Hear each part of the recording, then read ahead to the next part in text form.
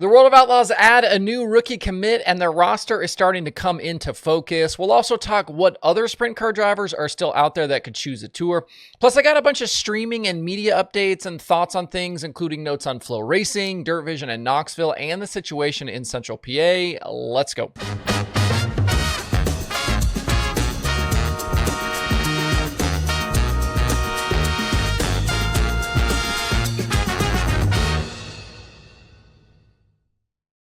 It's Wednesday, December 10th. I'm Justin Fiedler. This is DIRTRACKR Daily presented by Kubota Genuine Parts.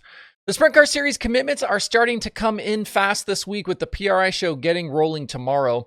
On the Outlaw side, we obviously know Donnie Schatz has shored up his plans, partnering with CJB.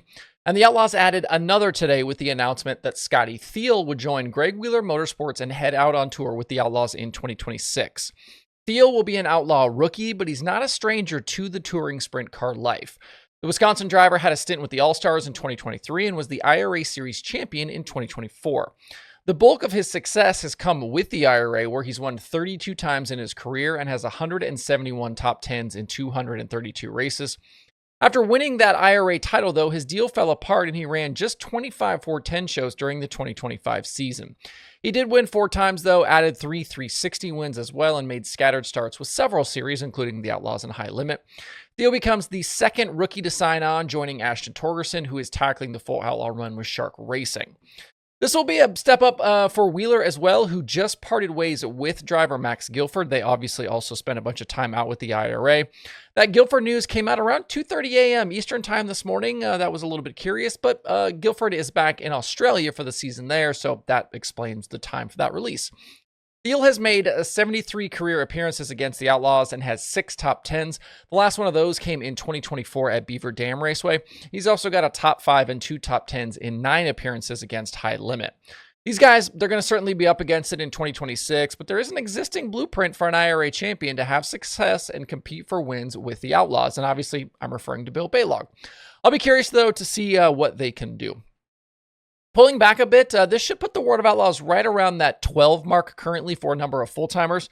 Thiel and Torgerson as rookies, plus David Gravel, Donnie Schatz, Spencer Basin, Cole Macedo, and Chris Windham. Logan Schuchart and the series announced he'll be back for year 13, so that makes 8. And then I think we can add Buddy Kofoid, Carson Macedo, Sheldon Hunshield, and Balog to this, so that's your 12. From there, Garrett Williamson, still an unknown. We don't know what will happen with the Bill Rose car or Connor Morell's plans. I kind of doubt Skylar G is back, given he's ride searching currently, and we know the Vermeer 55 flipped to High Limit, so that covers all the 2025 teams. I don't really see Cy Lynch flipping this way with the Outlaws, but Emerson Axum is still out there as a possibility for really both sides.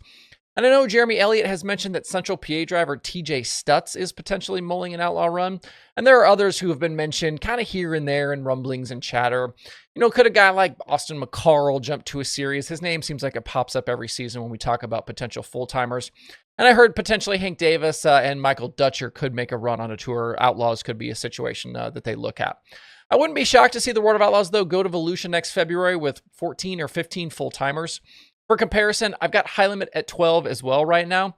Those guys are Rico Abreu, Dazen Persley, Brent Marks, Justin Peck, Tanner Thorson, Aaron Reitzel, Tanner Holmes, Brenham Crouch, Danny Sams, Cy Lynch, Tyler Courtney, and Gio Selzy. The one remaining question that I have here, I should have switched the logo on the screen. The one remaining question I have here, though, is Chase Randall. A lot of things up in the air, I guess, about his team right now. And I know some are going to ask again about Gio Selzy since I put him in here. And I'm including him because his deal is done. An announcement for him should come tomorrow. His car with its wrap for next year is sitting inside the trade show at PRI as we speak. So that's where we are at the moment on series choices. Going down the list of drivers at sprintcarratings.com, I don't really foresee anyone else making the jump, but there could maybe still be a surprise out there beyond what I've kind of mentioned right here. Hey, quick reminder, DIRTRACKR is on Patreon. You can find us at patreon.com/DIRTRACKR. Totally free to sign up. Just another great way to stay connected to everything happening in dirt racing. If you want to take things a step further, check out the top tier premium membership that gets you the daily show completely ad-free. No platform ads, no ad reads from me, just straight dirt racing. You'll also get access to a members-only chat. There's bonus content and a few other exclusive perks. Again, that's patreon.com/DIRTRACKR if you want to jump in. And if you prefer to support on YouTube, you can do that as well. Just hit the join button at youtube.com/DIRTRACKR for channel memberships. It's just a few bucks a month and comes with its own set of extras. But however you choose to support, whether you do that with money or you just like to show up here every day and watch, it all helps keep DIRTRACKR rolling. One of the larger topics I've had on my list here for kind of a hot minute to talk about is some streaming and sort of media updates. This might wander a bit, but there are a bunch of things kind of to touch on and really on several fronts.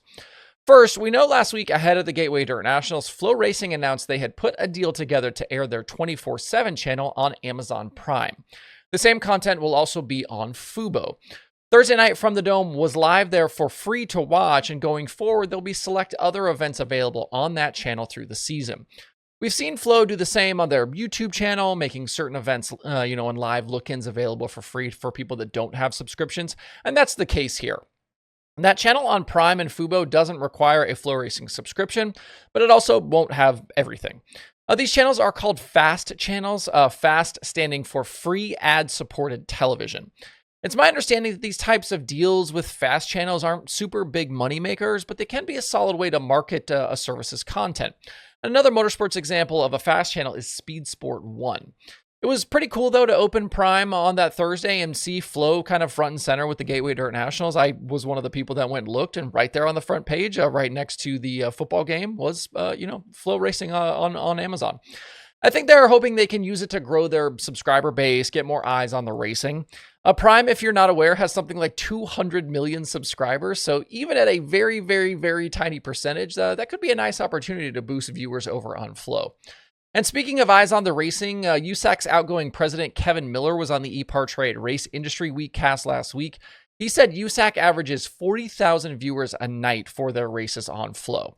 And what actual viewership looks like for these streaming services, always a bit tough to find out, but that feels like a solid number for USAC. It's certainly interesting. Whenever I hear these types of things, I try to bring them up on the show just because people are always kind of wondering how many folks are tuning in. I know High Limit, Lucas, big events on Flo do much better than that, though. We talked a bit about those numbers in the aftermath of High Limit being on Fox Sports 1, and I've heard rumblings that there could be more Flo stuff showing up on Fox Sports 1 in 2026. Again, a chance to expose a larger audience to their programming, kind of similar to what World Racing Group does with their CBS Sports Network broadcasts. Speaking of WRG, going back to last week, Jeremy Elliott dropped on a 90-9 video that the DIRTVision contract with Knoxville Raceway is coming up for renewal. That's one that could be hotly contested, as it was the first time around between Flo and WRG. The Knoxville Nationals, obviously a massive draw for streaming, and FloRacing put up a significant offer years ago to try and get it. Knoxville could be a key battleground between the two sides well into the future, knowing the Nationals has long been Outlaw sanctioned. But if that track and event flipped to Flo and potentially High Limit, it would be a huge win. And I mean huge, like monumental. The Outlaws adding more races there could be because of this impending situation, try to strengthen that relationship a little bit. I have no inside information on this one, but I don't see things changing in Knoxville with this next immediate deal, but it is something to watch, I think, in the coming years. Finally, on the streaming front, there is a new player in Central PA with PAPosse.tv being announced back around Thanksgiving. This service will carry select PA Posse 410 Sprint Car Series events, along with all races from Lincoln Speedway outside of the Outlaw shows. This means that Lincoln will no longer be available on FloRacing. If you want to watch every PA Series race next year, you're going to need access to 4 streaming services: DIRTVision, Flo, SprintCarUnlimited.tv, and this new deal. PAPosse.tv didn't announce a pricing structure, but I've heard it will most likely be a pay-per-view model, meaning buying each race separately. Lincoln is certainly going to give up some visibility not being on Flo, but it might be worth it if they can make more money with their own service. With so many options now, though, will the fans actually buy weekly shows there regularly? I think it's a question mark. This pay-per-view model is one we haven't seen for any of those big area tracks here previously. If you think about, obviously, Williams Grove on DIRTVision, Port Royal on Flo, Lincoln had been on Flo. If you want to watch those weekly races, it was part of the subscription. I don't know that at any other point in the past were all of their weekly races available through a kind of pay-per-view model. So this could be a big change there. All right, that's all for today. The PRI show opens tomorrow, and Thursday is often a big breaking news day. I would expect at least a few announcements and maybe a surprise or two. We'll obviously recap everything on the Thursday show, but for now, that's all for today. Hope you guys have a great rest of your Wednesday out there. We'll see you right back here tomorrow.